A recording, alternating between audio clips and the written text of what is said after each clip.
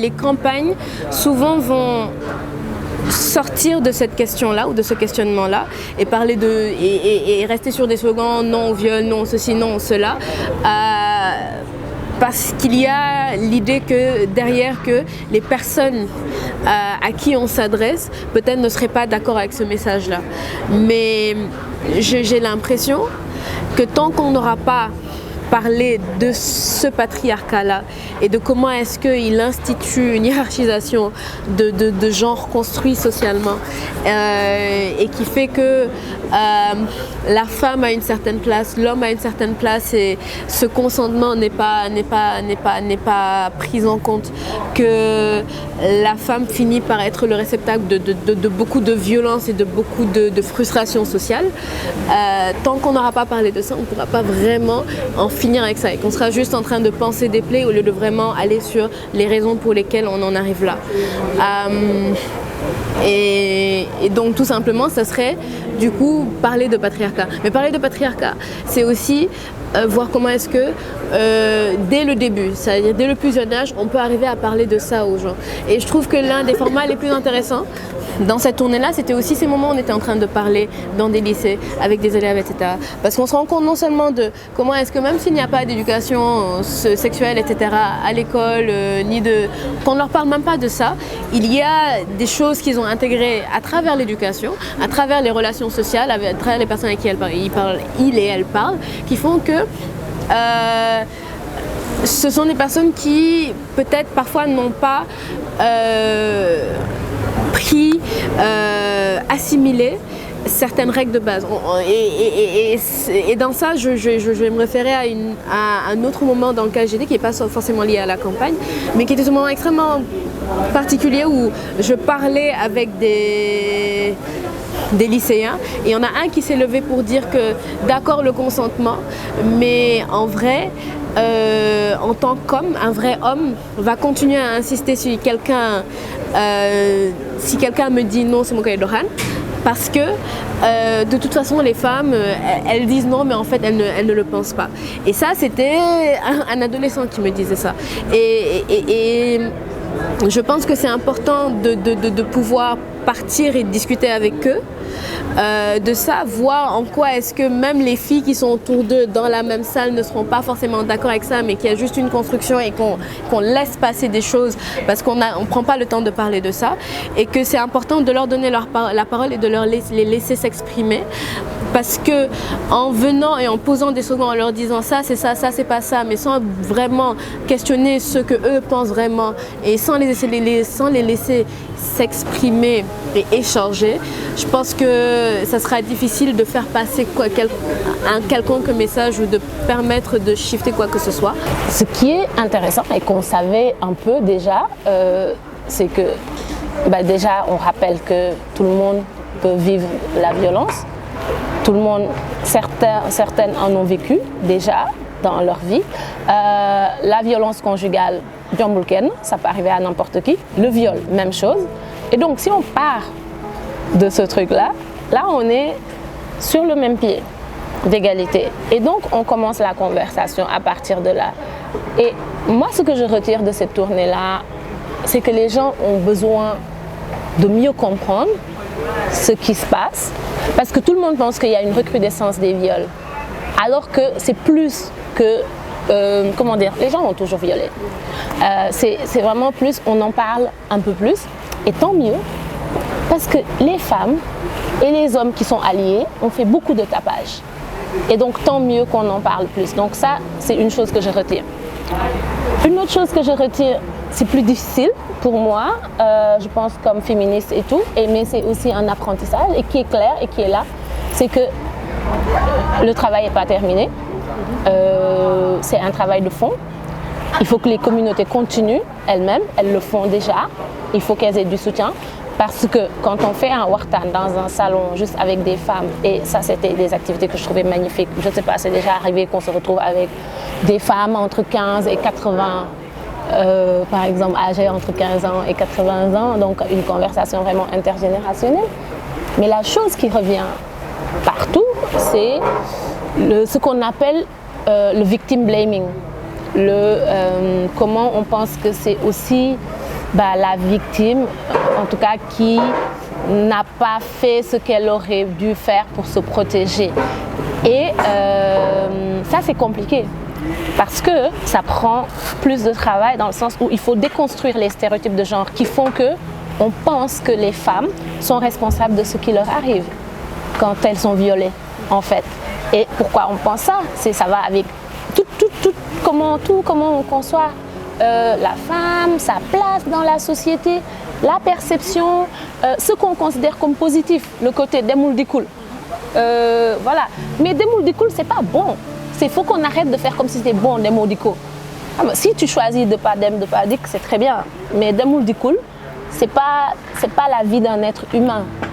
Okay? Donc il faut qu'on voit comme société ce qu'on est en train de valoriser. Donc avec cette association, nous suivons trois volets. L'éducation des enfants, l'autonomisation des femmes et la promotion du volontariat et de l'engagement civique.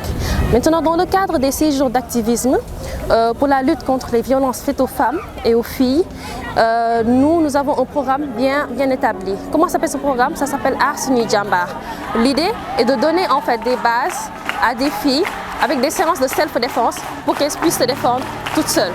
Et l'accompagnement de ces femmes-là ne requiert pas surtout de faire un accompagnement dans le développement personnel. On veut aussi les aider à prendre conscience de l'importance du physique, du moral, et qui mieux que l'art martial ou comment accompagner ces jeunes femmes-là à pouvoir prendre conscience de leur corps, prendre conscience du fait qu'elles sont capables de se défendre toutes seules avant d'appeler la police, parce qu'il est important aussi de laisser la police faire son travail, mais à l'impossible nul n'est tenu. Il est aussi important qu'on puisse, au-delà du développement personnel et des activités économiques, accompagner nos membres. Je suis sportif professionnel et pratiquant des arts martiaux, notamment des self-défense. Donc j'ai été invité par mes soeurs pour venir participer à une formation des jeunes filles. Parce qu'aujourd'hui tout le monde remarque que les agressions sont récurrentes à Dakar et il est important aussi d'apprendre aux gens comment se défendre en cas d'agression. Comme je le dis souvent, ce n'est pas tout le temps que l'on voit la police ou la gendarmerie à côté. Donc il est très intéressant d'avoir des techniques de base pour savoir se défendre en premier lieu. Bon, dans ce sens aussi, j'ai été autorisé par le directeur général de la police depuis l'année dernière à produire des films de petits scénarios pour sensibiliser. On a même déjà un film qui est sur le net qui parle d'agression de jeunes filles qui étaient là avec 3 agresseurs. Il y a un jeune lutteur qui était là, qui passait et qui les a sauvés. Donc nous sommes dans cette lancée et nous on est en train de travailler pour faire d'autres films comme ça, des films de 3 minutes, 4 minutes qui ne sont pas longs pour regarder et qui va permettre d'éduquer et de sensibiliser la population. Parce que comme on dit que la sécurité est l'affaire de tous, mais en tant que sportif et porteur de voix, c'est à nous aussi de prendre des initiatives qui nous permettent de réveiller la conscience et aussi de faire comprendre les gens comment ça se passe. Parce que aussi les gens pensent que c'est compliqué de se battre, mais ce n'est pas compliqué. Ce qui se passe dans les films, c'est la réalité. Il faut qu'on essaie de se battre, qu'on essaie de savoir comment enlever le poignard, par exemple, un couteau qui vient, comment l'intercepter, un coup de bâton, comment le faire pour s'en sortir, un coup de pied, un coup de main. C'est des choses qu'on doit apprendre. Quelqu'un qui doit occuper votre portable, vous pensez que les gens vont venir en premier? Non, il faut refuser. Le sac, comment protéger votre sac, tout ça c'est des choses qu'on doit apprendre, surtout aux jeunes filles. Comment faire pour éviter les cas de viol. Des gens qui viennent, ceinture, je pense que vous avez déjà même pris les images. Il y a des techniques qui sont essentielles et qui sont très, très déterminantes aussi dans la défense de l'individu. Donc la campagne s'appelle Dedouaw Sif Nadak. Donc pour revenir effectivement sur l'idée du consentement aussi, la notion de consentement, cette fameuse notion qui questionne les gens, hein, parce que les gens quand on arrive et qu'on parle de consentement, ils sont comme « mais là vous n'avez pas encouragé les jeunes à avoir des relations sexuelles ?» Non. Le consentement concerne tout le monde, même quand on est marié et dans un... voilà, c'est ça, c'est est-ce qu'on a dit oui. Donc, parce que vous nous des doigts. Voilà, c'est l'idée derrière. Donc, qu'est-ce qu'on faisait comme activité? C'est qu'on avait fait des activités de sensibilisation dans les lycées, des wartan dans les salons des gens, magnifique, je vous le recommande. Des panels, mais vraiment différents de panels qu'on connaît, parce que justement, c'est même déjà arrivé qu'on se mette en cercle, tout ça, mais de manière générale, l'idée de ces panels-là, c'est qu'ils étaient ouverts et qu'on pouvait parler la langue dans laquelle on est confortable. Et il y avait aussi des open mic qui fait partie d'une de nos touches, nous, personnelles, parce que, en fait, personnelles au collectif, dans le sens où on croit beaucoup dans l'expression artistique comme un vecteur d'inclusion, comme quelque chose qui favoriserait les luttes, en fait, qui encourage, en fait, qui donne un espace où on lutte sans trop avoir l'impression d'être en train de lutter, mais le contenu est extraordinaire et les gens que ça mobilise sont très différents aussi. Nous sommes dans la période des séjours d'activisme qui ont été lancés la semaine passée. Nous avons voulu participer à notre manière. Notre manière a été de donner quelques rudiments à ces jeunes filles de self-défense. Pourquoi self-défense? Parce qu'elles doivent être en mesure de se défendre face aux différents aléas de la vie. Aujourd'hui, de plus en plus, il y a de l'insécurité dans le pays, mais aussi de plus en plus, on note des actes de violence à l'encontre des jeunes filles et des femmes dans le pays. Pour nous, il est important que tout être humain, homme ou femme, doit être en mesure de se défendre quand il est en danger. Et principalement aujourd'hui, on note que les femmes sont les plus menacées par cette situation-là.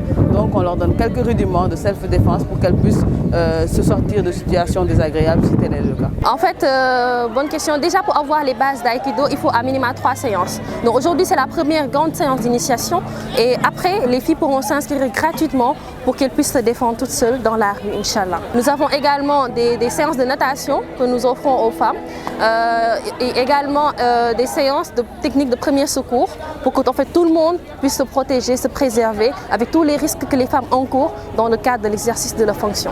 En fait, le collectif est parti plus d'activités de open mic, de social open mic, qu'on faisait pour créer un espace horizontal où les gens, je sais pas moi, une jeune femme qui fait du rap, qui connaît personne mais qui a toujours écrit et joué dans son quartier pourrait venir et croiser une autre personne plus connue mais qui pourrait... En fait, l'idée c'est de créer des espaces où les gens pouvaient parler de leur engagement social.